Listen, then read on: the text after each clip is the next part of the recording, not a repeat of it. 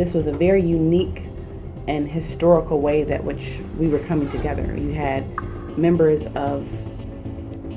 throughout the region.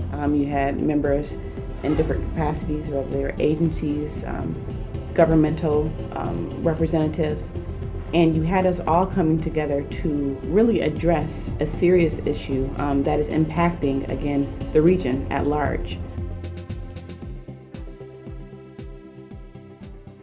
The Great Lakes Water Authority is a regional service provider.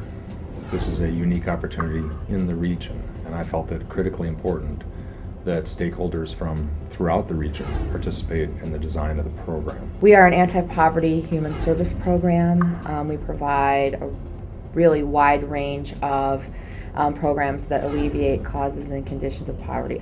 I think this has been a great group to work with. It's brought together a lot of people with very different perspectives and very different expertise. I am the Community and Energy Services Director at the Oakland Livingston Human Service Agency. OLSA is one of the community action agencies in Michigan. The team struggled on one issue in particular, and that would be the percentage of poverty for the eligibility guideline for the households. And we did have many meaningful, thoughtful conversations on this issue, and we came to a conclusion of 150% of poverty.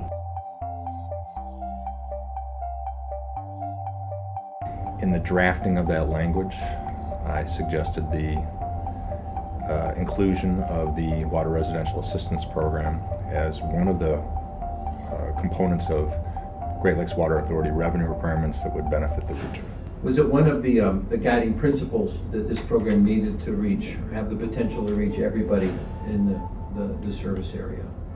Absolutely. I know that was something that I felt was very important from the very beginning of being involved in this program, was making sure that the needs of the suburban communities like Macomb County were represented and addressed in the process of developing the RAP program.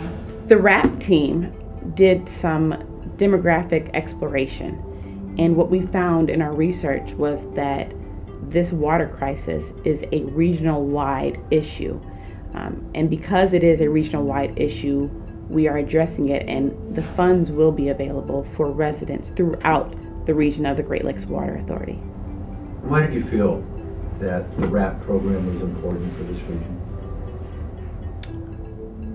As a practical matter, water and sewer services are becoming increasingly challenging for low-income customers throughout the country. And in Detroit, that circumstance is particularly acute in the Detroit and Great Lakes Water Authority service area. And so I felt, as a new regional water and sewerage authority, that the Great Lakes Water Authority should be responsive to the increasingly acute needs of the low-income population in the region.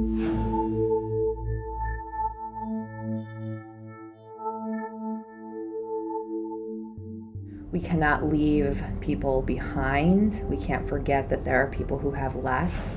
And it is our job and it is our duty to bring those people along, to bring everyone along in the celebration of the growth and kind of coming back of the city of Detroit and surrounding communities. Tell me a little bit about what the RAP program would do for a family that came to you for assistance. What could the RAP program provide? Well, actually, there are a number of things that the RAP program will provide. So if a family need comes to us, we will provide up to $1,500 in bill assistance to that eligible household. The RAP advisory group met many times to discuss the possible ways that we can affect the community positively, and we thought about those things in a very meaningful way. Affordability was definitely an issue that came up and was discussed frequently at our regular meetings. And this program is not an affordability program. It is an assistance program. It provides assistance to people who are struggling. And while the eligibility may be based on their income, that does not determine the rates that they receive and the payments that they're making to their respective community for their water service. The GLWA is the entry point into what we hope will be a systematic shift in how individuals and families living in poverty will deal with a crisis such as water being shut off. The households who are serviced with the RAP program will be offered RAP services such as utility assistance and conservation, but also will be connected to other resources that may be able to help them. Is the RAP program like other programs in the country? The RAP will be one of the relatively few utility revenue funded programs in the country. The RAP program is the first of its kind to stand up and say, we are the official organization that is going to address this very critical issue.